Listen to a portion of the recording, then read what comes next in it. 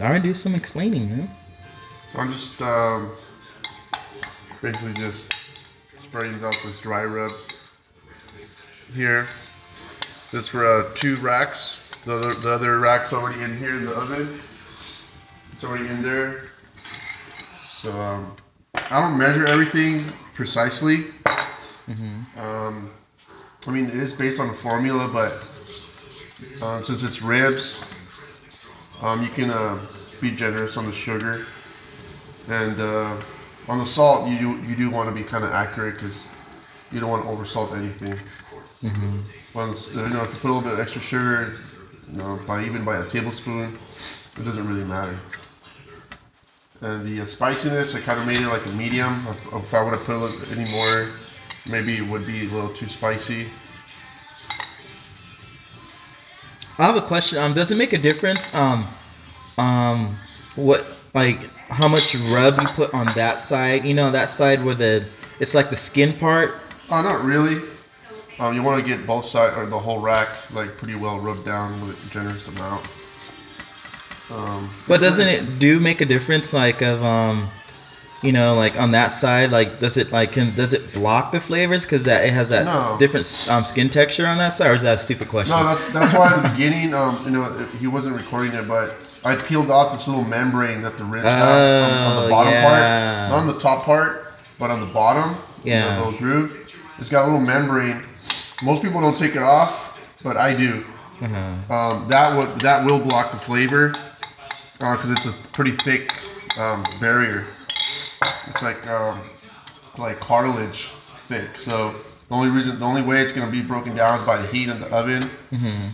But before that, no flavor will be really getting into it. So after you take off that little membrane, then you can put marinade. This isn't really a marinade. It's just a kind of like a semi-dry rub, and this will it will still penetrate the skin and everything. And it is a baby back rib, so it does cook much faster than versus like a spare rib. The meat's a little tender, a little bit more tender, and the ribs aren't as thick, so it will cook much quicker. That's a good thing that we pointed that out then, huh? Yeah. So like spare ribs, you can leave in the oven or smoker for like 5 hours. The baby back ribs, maybe 3 hours, and that it'll be ready.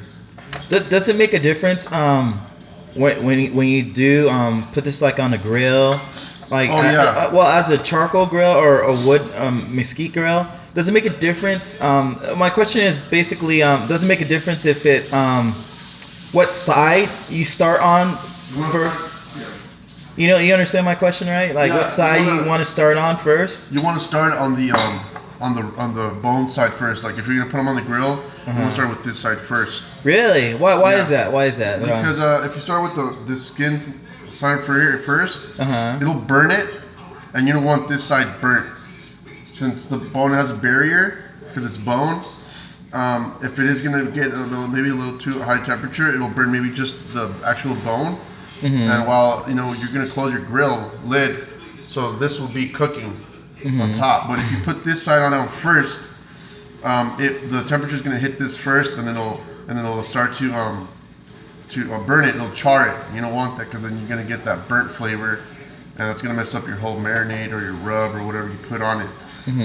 So when you flip it, it should already be at least maybe 45 minutes into it. But even when I do use a smoker, I always put it in these roasting racks anyway, because all the juices and the flavor is going to drip. That's why I put this rack, so it won't contact the bottom, because then it'll start burning, and all the drippings will be on the pan. And then that way, let's say after about 45 minutes, an hour, you can start basting your ribs, and then every about 15 minutes, so it'll keep continuously getting the flavors all over the ribs. You just pour it all over, continuously, like every 15 to 20 minutes. And these ribs should be done in about 3 hours. And if you're using a mesquite grill, you want to keep it around 325, 350. With that one, you do have to be babying it a lot because you're the one who's controlling the temperature. Okay. As in the oven, it's already preset, and you can just basically walk away for 3 hours. So The only thing that's needed is we're gonna cut this orange over here. I'm using the lemon peel. Some people call it lemon essence.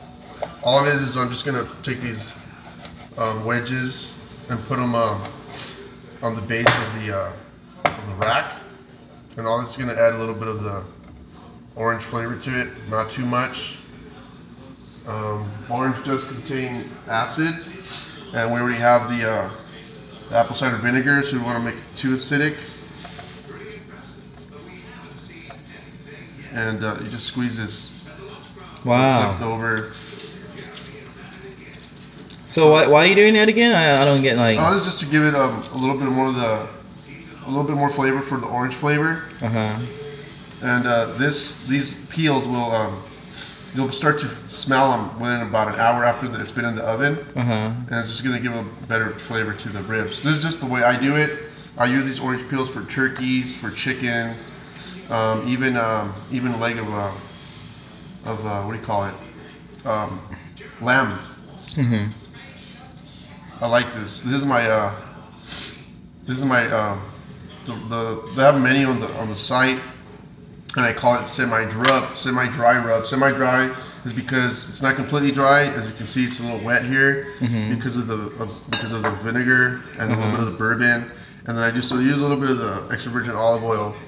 That's why it's semi-dry, and it's not soaking in the marinade. Yeah.